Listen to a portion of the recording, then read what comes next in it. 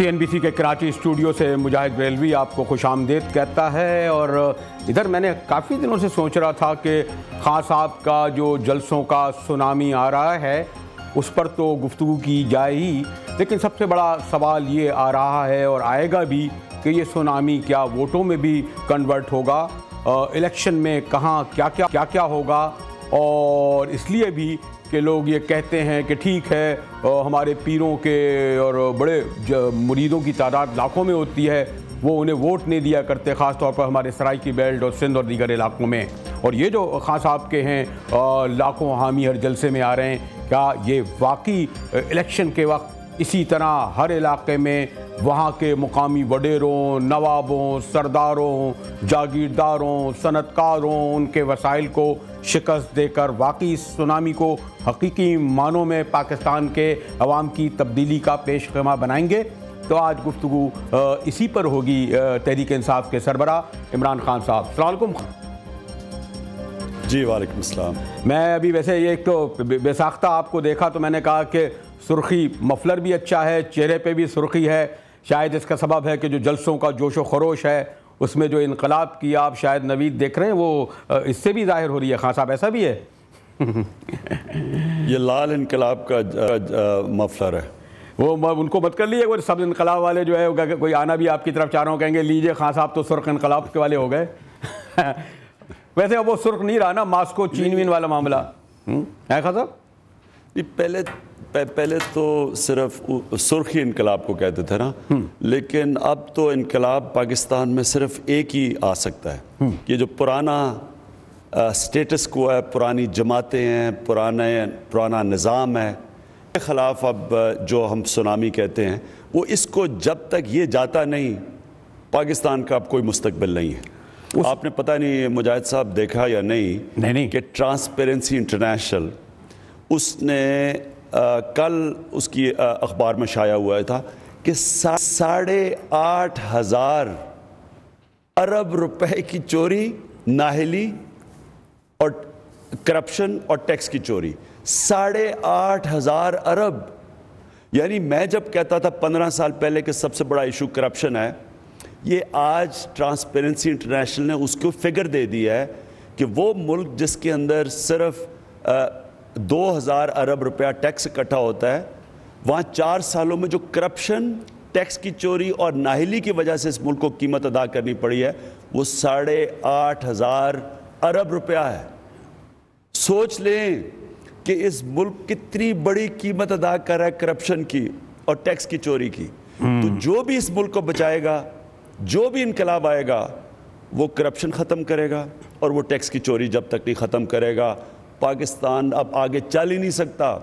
मुजाहिद साहब ये सोचें कि इन्होंने इस हुकूमत ने और इनके सारे साथियों ने मिलके 4 साल के अंदर जो 60 साल में पाकिस्तान का कर्जा था, इन्होंने 4 साल में उतना कर्जा चढ़ा दिया। खान साहब ये तो कौन वापस करेगा? खान साहब ये तो आप पहले तो मुझे लग रहा था ठीक है वो एक गेंद में 2 विकेटें गिरा रहे थे, इधर कल आपने एक बड़ी शदीद बाउंसर फेंकी है हमारे मौलाना साहब पर और कहा है कि इस्लाम के नाम पर माल बना रहे हैं। ये तीसरी विकेट भी एक गेंद में आप गिराएंगे, ये एक और आपने महाज खोल लिया। अभी तक तो ज़रा नर्म था आपकी तरफ उस तरफ, फिर लोग ये कहेंगे कि ये चौथी और 5वीं विकेट क्या MQM और ANP की तरफ भी आ रहे हैं या ये मौलाना साहब की तरफ कैसे आपने बाउंसर फेंक दी? चैलेंज करेंगे वो अदालत में कि जी बताइए मैंने कहाँ माल कमाया? ये बिल्कुल चैलेंज नहीं करेंगे। अच्छा, बिल्कुल चैलेंज नहीं करेंगे अदालत में। ये खामोशी इख्तियार कर लेंगे इसके ऊपर और कहेंगे इस्लाम खतरे में है, मैं इस्लाम कर रहा हूँ। मौलाना साहब इस्लाम को बचा रहे हैं, आसिफ जरदारी के साथ बैठ के इस्लाम को बचाया जा रहा है। आसिफ जरदारी के राइट हैंड मैन है, मेड एडवाइज़र हैं उसके। और ये वो साहब हैं जिन्होंने इन 4 सालों में मुजाहिद साहब ये जरा दूसरा सुन लें, दूसरा बाउंसर सुन लें कि जो कौम के ऊपर मारा गया है इस हुकूमत और इनके सारे जो इनके साथ बैठे हुए हैं, जिसमें मौलाना साहब भी हैं और नवाज शरीफ भी हैं। ये क्योंकि इन्होंने निज़ाम और जमहूरियत बचा रहे हैं, इसलिए आसिफ जरदारी को बचा रहे हैं। इधर इस्लाम बचा रहे हैं, ये भी आसिफ जरदारी को बचा रहे हैं। इनके दौर में 4 सालों में पाकिस्तान ने अमेरिका की जंग पे कितना क्या पैसा खर्च किया? 50 अरब डॉलर। ये पाकिस्तान के स्टेट बैंक की फिगर है। देखें कि अब आप सुने, आपके प्रोग्राम में मैं कितनी देर आके रोया करता था कि ये ना जंग में लड़ो, ये हमारी जंग नहीं है, ये जंग में तबाही मचेगी। अब यही हुकूमत जिस NRO का समझौता जो हुआ था, आसिफ जरदारी के और इनके दोस्तों के सारों के केस माफ़ किए जाने थे, इनकी करप्शन माफ़ की गई, इनको लाया गया, मुल्क पे बैठाया गया, जो कोंडालीजा राइस ने अपनी किताब में लिखा है, और इसने ऊपर से 50 अरब डॉलर खर्च किया है अमेरिका की जंग पे। आप फिर से सोच लें 50 अरब डॉलर कितना होता है।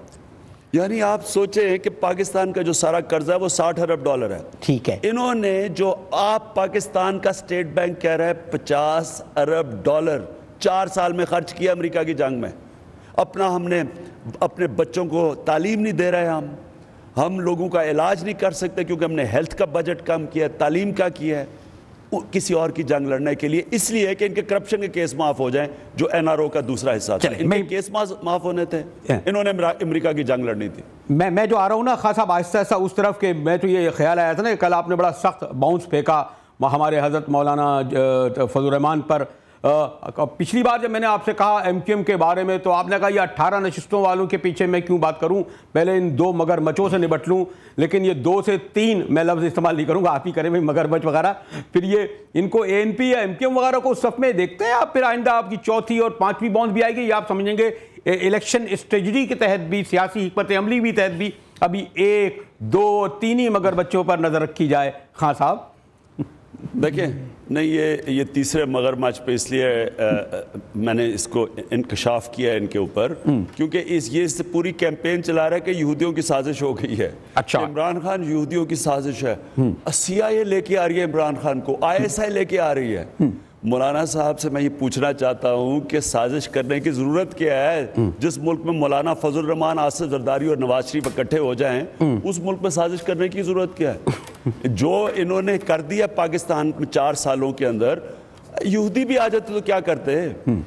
यानी मुझे आप बताएं, 8,500 अरब रुपए की तो करप्शन और टैक्स की चोरी, उसके अलावा जो इन्होंने अमेरिका की जंग के ऊपर 4 सालों में, मौलाना साहब जो इस्लाम की बात करते हैं, ये जो जंग लड़ी गई है अमेरिका की, जो मारे गए हैं, अपने लोग मारे गए हैं इसमें, उस पर 50 अरब डॉलर खर्च किया है। ये गवर्नमेंट की फिगर्स हैं। तो इनको साजिश की क्या जरूरत है? साजिश तो ये हैं बैठे हुए, मुल्क को तबाह तो ये कर रहे हैं, इससे ज्यादा साजिश क्या होगी? तो मैं तो इसको इसलिए मैं सुनता जा रहा था कि ये हर दूसरे दिन ऐलान कर रहा था इस्लाम खतरे में है, यहूदी, इमरान खान को यहूदियों की साजिश आ रही है। तो मैं तमाशा देख रहा था कि मैं कहा ये मौलाना साहब आसिफ जरदारी को बचाने के लिए, क्योंकि आसिफ जरदारी मौलाना को तो 5-6 उंगलियां घी में है, गवर्नमेंट में भी बैठे हैं, जरदारी को भी एडवाइस दे रहे हैं और साथ पैसा भी बनाया जा रहा है। तो ऐसा लगता है खान साहब, जब अगर ये चले जमीयत उलमा इस्लाम भी आ गई, पहले तो ये लग रहा था कि खान साहब की सारी तवज्जो पंजाब की वजह से नून लीग पर है और फिर पीपल्स पार्टी पर है, और है भी क्योंकि ये लोग इक़्तिदार में रहे। मौलाना साहब तो बहरहाल एक सूबे में रहे, लेकिन आप ये समझते हैं कि फिर इसके मुस्तकबिल में तहरीक इंसाफ शायद अकेले ही इलेक्शन लड़े, ये मुकाबला ANP और जमीयत उलमा इस्लाम से भी करेगी, खैबर पख्तूनख्वा में, सिंध में MQM और पीपल्स पार्टी से करेगी, बलूचिस्तान की तरफ नहीं आता हूँ, पंजाब में नून लीग और पीपल्स पार्टी की तरफ से करेगी। और ये मैं इसलिए आ रहा हूँ कि जो अब आइंदा मैं ज़्यादा तफसील से आपसे गुफ्तगू करना चाह रहा था वो ये कि इलेक्शन में कैसे छक्का लगेगा, सुनामी कैसे कन्वर्ट होगा। पहले इसका जवाब दे दो, फिर मैं आ गया हूँ मोहतरम खान साहब। क्या यही हिकमत अमली है कि सबसे अकेले लड़ेंगे? देखें मुजाहिद साहब, तहरीक इंसाफ ने 15 साल पहले अपना नस्बुल ऐन बनाया था, इय्याका नअबुदु व इय्याका नस्तईन। अल्लाह तेरी इबादत करते हैं, तेरे से मदद मांगते हैं। अकेले रहें, अब तक अकेले खड़े रहे हैं। आज आप जो पब्लिक देख रहे हैं, सपोर्ट जो आ रही है तहरीक इंसाफ की तरफ से, ये अल्लाह लोगों के दिल बदलता है। अल्लाह ने लोगों को जगाया है, अल्लाह साथ है हमारे। अवाम जिस वक्त हमारे साथ खड़ी हो गई, और जो हो गई है, ये सब इकट्ठे हो जाएं। ये जब, क्योंकि ये सारे एक ही हैं, इनको में फ़र्क ना करें, ये सिर्फ ज़ाती मफादात की सियासत करें। नवाज शरीफ का, सिर्फ नवाज शरीफ की एक चीज़ देख लें, इनकी अपने डिक्लेयर्ड, ये इक़्तिदार में आए 1982 में पहली दफ़ा, जब ये फाइनेंस मिनिस्टर, जनरल जलानी ने इनको फाइनेंस मिनिस्टर बनाया था पंजाब का। ठीक, इनका अपने एसेट्स जो डिक्लेयर किए थे वो थे 40 करोड़ रुपया, और इनके 10 साल के अंदर इक़्तिदार के अंदर, और जब चीफ मिनिस्टर और प्राइम मिनिस्टर बने, खुद इन्होंने एसेट्स डिक्लेयर किए 15 अरब रुपया। अब मुझे बताएं कि ये क्या, ये इक़्तिदार की क्यों इतनी इनको हवस है?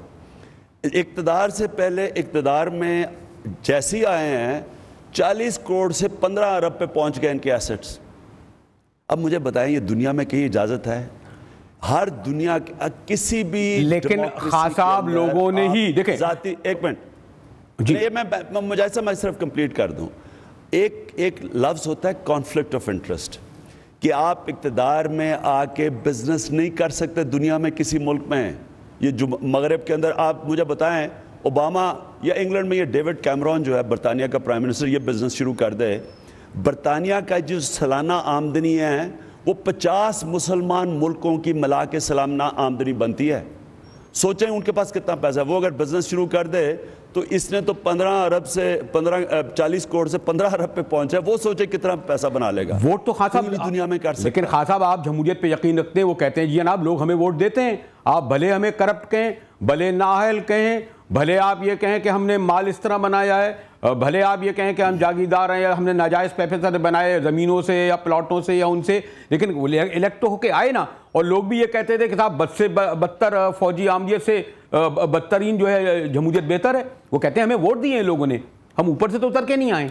खान साहब देखें फौजी आमरियत से तो जमहूरियत हर किस्म की बेहतर है। फौजी जब भी मुदाखलत हुई, उनको बजाय सिस्टम को ठीक करके फिर से इलेक्शन करवाना, वो खुद आके बैठ गया जो भी डिक्टेटर आया, और वो जब छोड़ के गया तो कैंसर और बढ़ चुकी थी। यानी कैंसर का इलाज डिस्पेंस है। अगर एक कैंसर फैल रही तो कैंसर काट के फिर से इलेक्शन करवा दे, वो आके ऊपर बैठ गया, और वो फिर थोड़ी देर तो फ़ायदा हुआ, उसके बाद और। इसलिए मिलिट्री मुदाखलत इसका हल नहीं है। लेकिन जमहूरियत का हल, बुरी जमहूरियत का हल बेहतर जमहूरियत है। बेहतर जमहूरियत कैसे आएगी? जिस दिन, अब एक तो चीज़ ठीक हो गई, हमारी अदालत, पहली दफ़ा पाकिस्तान की तारीख में एक आज़ाद सुप्रीम कोर्ट आया। ये पहली दफ़ा वो अवाम लेके आई, सियासतदान नहीं लेके आए, ये अवाम सड़कों पर निकली थी। उसके बाद इन सियासतदानों ने मिल के उसके ऊपर पूरी वारदात की। वो उसको बिल्कुल उन्होंने सुप्रीम कोर्ट को कोने में लगा दिया, उसके ऊपर अटैक किए, उसकी जजमेंट्स नहीं मानी, 18 जजमेंट्स नहीं उसकी मानी। तो एक तो ये फ़ायदा हुआ, दूसरा आज़ाद मीडिया है। मीडिया ने सारी चीज़ें सामने लिए हैं, आप जैसे लोग हैं, आप सारी अवाम को सियासी शोर पैदा कर दिया। अब जिस दिन मुल्क में फ्री एंड फेयर इलेक्शन हो गया, इस मुल्क में इनकलाब आ जाएगा। लेकिन इन्होंने आने नहीं देना, क्योंकि ये अभी मुकमका होने लगा, 20वीं अमेंडमेंट करने लगे हैं ये। इसके अंदर अब अच्छा नूरा कुश्ती होती है, लड़ाई होती है, जब इनके मफाद होते हैं सारे इकट्ठे हो जाते हैं। अब ये अब तमाशा देखेंगे 20वीं, अब ये सारे इकट्ठे हो जाएंगे, मिल मिला के कहेंगे अच्छा बंदर बांट होगी फिर से, कि कहीं सुनामी ना आ जाए, हम आपस में फैसले कर लें, आपस में बांट लें। ये अब तमाशा देखें, यही होगा। खान साहब यहाँ तक कामयाब नहीं होंगे। खान साहब मैं यहाँ तक आया हूँ तो मुझे वैसे एक क्विक ब्रेक लेना है, लेकिन मैं ये अब मालूम करना चाहूँ, जो 342 नशिस्तें हैं उसमें ख़वातीन की छोड़ दें, ये जो पंजाब की 151 और फिर सिंध की 61 और फिर खैबर पख्तूनख्वा की 35 नशिस्तें, जहाँ तकरीबन 60% शहरी नशिस्तें अगर हम छोड़ भी दें लाहौर की, यहाँ की, वहाँ घराने कोई 50-100 साल से कामयाब हो रहे हैं, यानी वो अंग्रेज़ों के ज़माने से जीत रहे हैं। यहाँ इस हिकमत अमली के तहत आप अंदर जाएंगे। इसलिए जब मैं ज़रा ब्रेक के पास बाद आऊँगा तो आपसे गुफ्तगू करना चाहूँगा कि इसमें और फिर पंजाब में और खैबर पख्तूनख्वा पर हमारे साथ रहिएगा। तहरीक इंसाफ के सरबराह इमरान खान हमारे साथ हैं, इनके साथ सुनामी आप देख रहे हैं। लेकिन सबसे बड़ा सवाल ये आएगा कि ये जो शायद सितंबर या अक्टूबर में इलेक्शन आएंगे, ये इनके लाखों हामी इन्हें वोट डालने आते हैं या? ब्रेक के बाद इस पर बात होगी तहरीक इंसाफ के सरबराह इमरान खान से।